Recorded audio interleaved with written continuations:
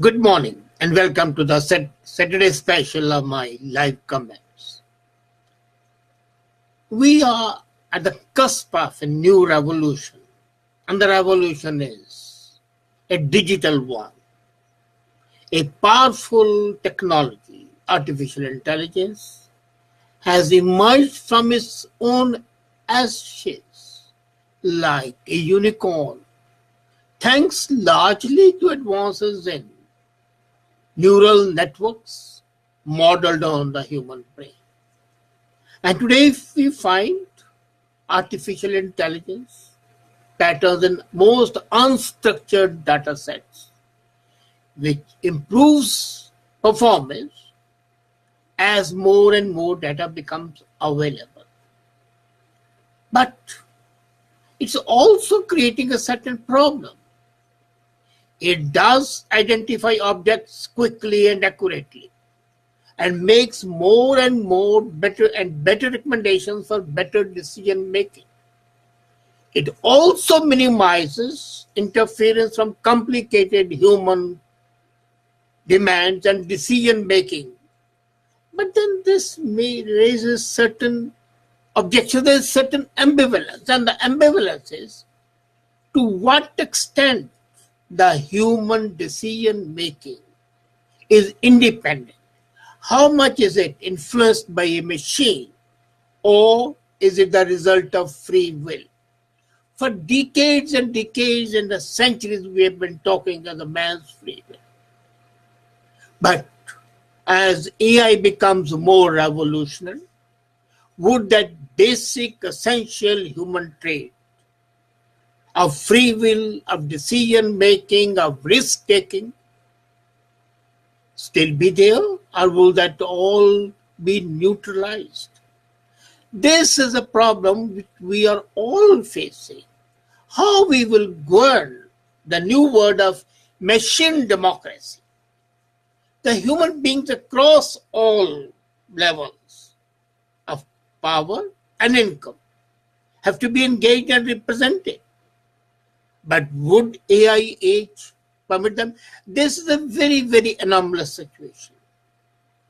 I am reminded that almost 800 years back, it was January 2015, and a very unpopular king was reigning in England, King John, and he had just returned from France, and when he returned, the angry barons surrounded him because he was ruling with force and will, and they didn't want him to do that. So ultimately, to appease them, King and the Archbishop of Canterbury brought these rebels to the table for negotiations, and this by June, 6 months of negotiations, they signed the famous document today called Magna Carta, the Great Charter.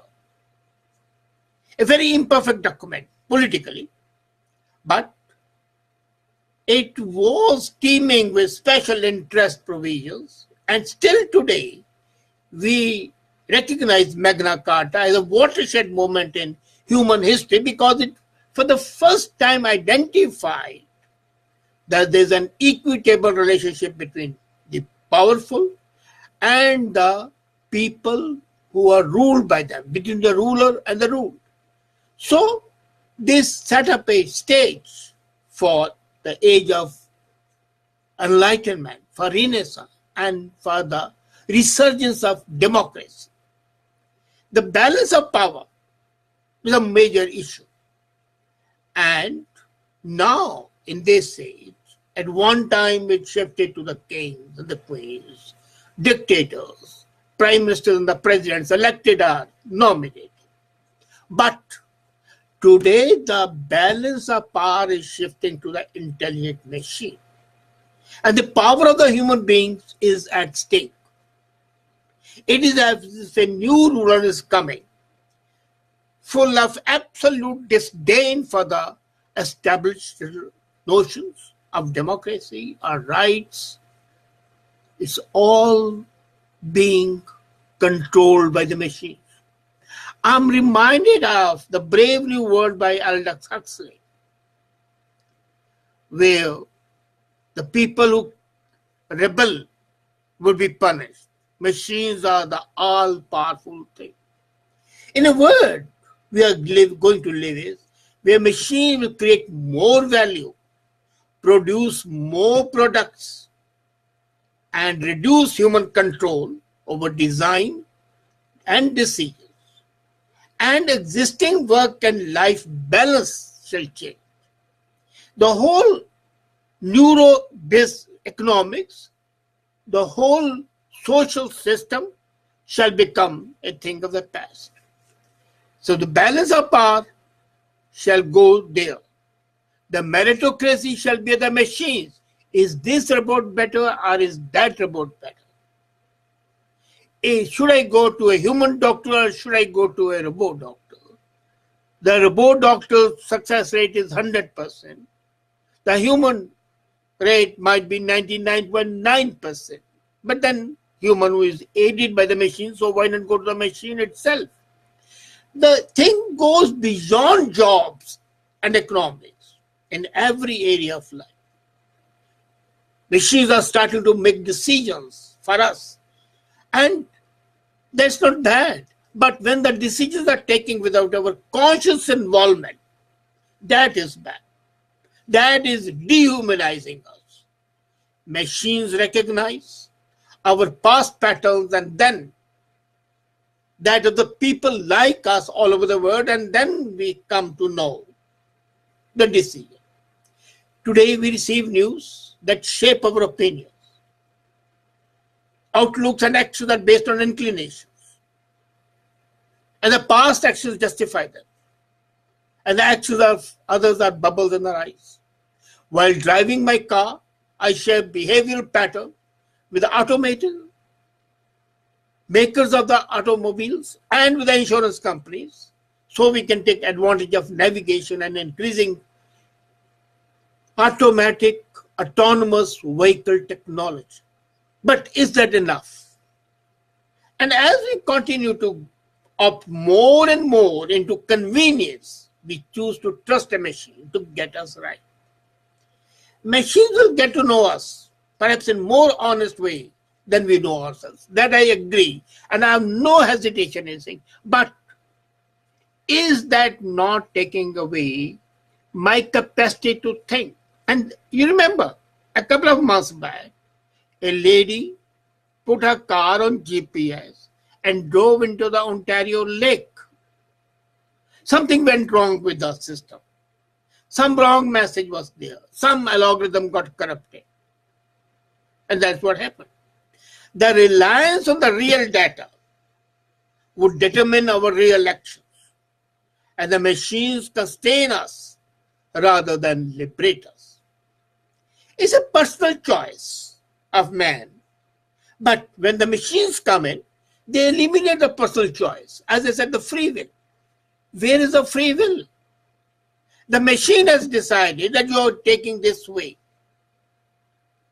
I'm talking, but then machine decides everything. And if the machine has to decide, if the artificial intelligence has to decide, where is my free will? And if my free will is not there, then am I a human being? The thing that characterized human beings different from other species was its capacity to think for itself, to exercise free will, and to take action as it thought proper. But when machines take over, the free will is going to be conspicuous by your action. So isn't going to take away life's serendipity? Will it plan and plot our life's actions and thus deprive us of the encounters and frictions that forces us to evolve into different, and I would say better human beings? We will come to a plateau where there will be no further progress as far as human free will is concerned, as far as decision making is concerned. It should be constrained. I'm not saying it's bad. It's not bad for normal, comfortable living. It's bad for creativity. I was really amazed when I saw that an artificial machinery, they could paint pictures which are much better than most of the pictures. They could write poems and the plays and the novels. So where is the human creativity going? Or we will be placed in the situation where the situation would be human being versus machine instead of being complementary. Instead of the machines being the servants of the mankind, they will become the master of the mankind. And the result would be a war between the machine and the man. And this will polarize the society by pushing us into the bubbles of like-minded people. There'll be no contradiction, there'll be no argument.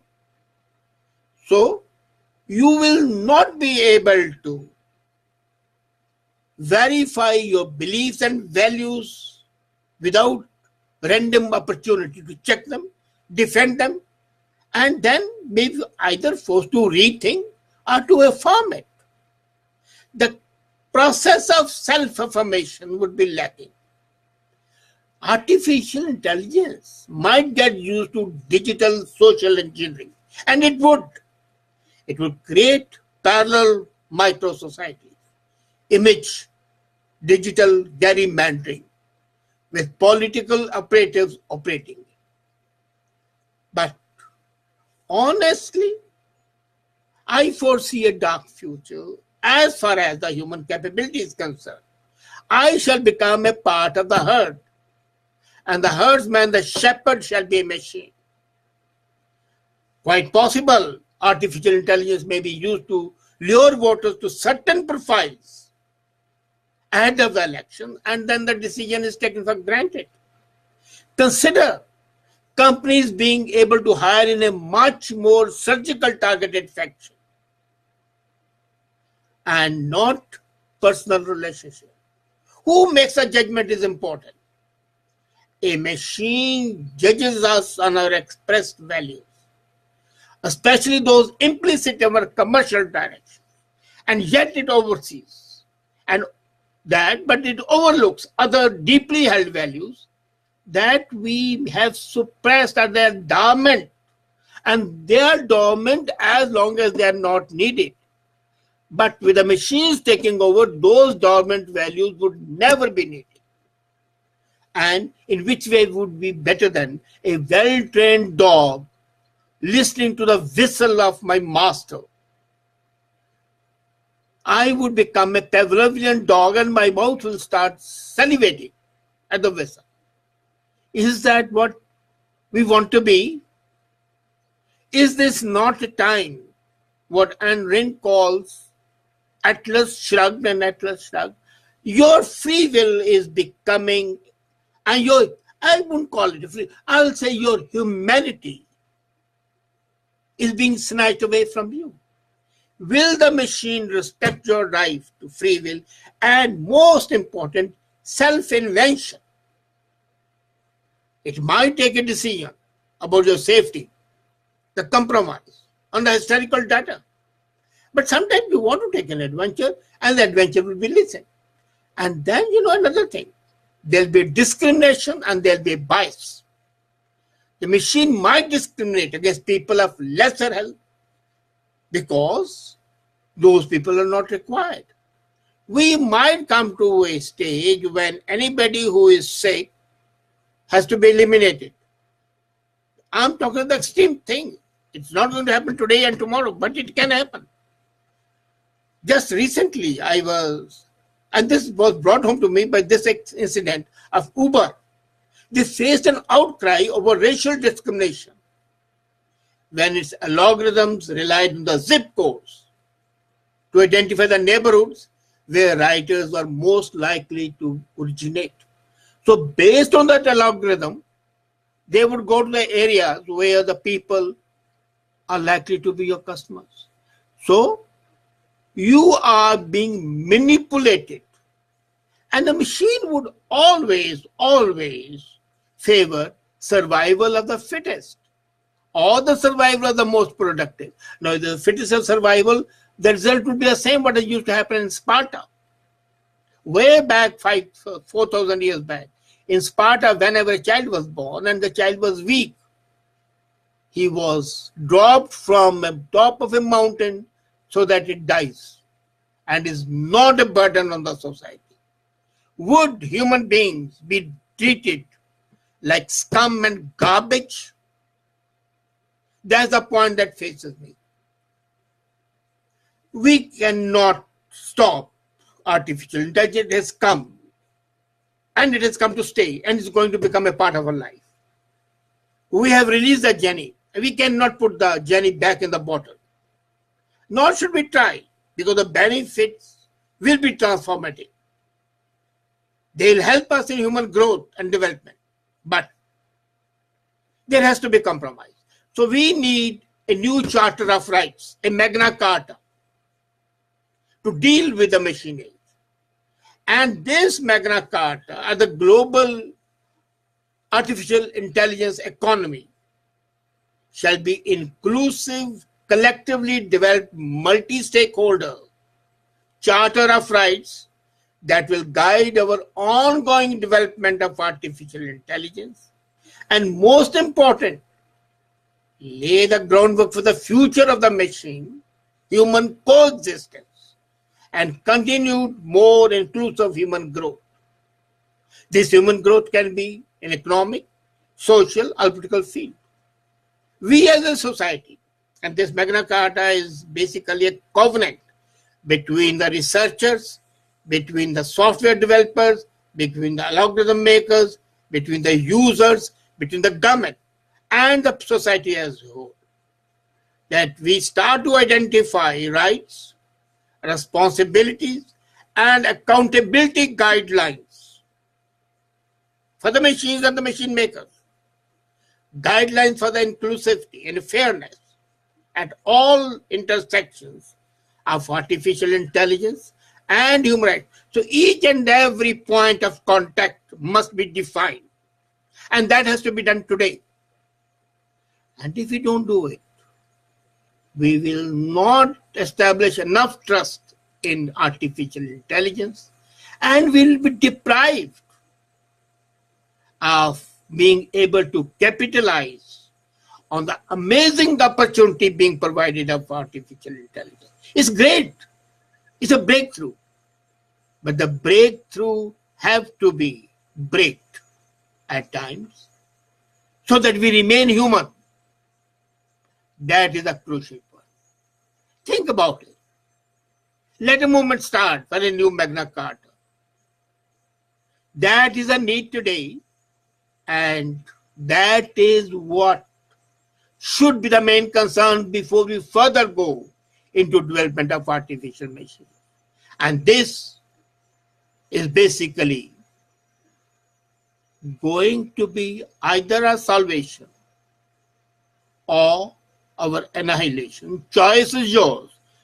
Until and unless this Charter of Rights is amended to include AI and its responsibilities and the human beings and the cross sections, we will not be able to take sane decisions. And we have to act today. Our scientists, our researchers, our government, our political leaders, our community leaders have to think of this Charter of Rights, this Magna Carta, so that human beings do not become sheep. Thank you.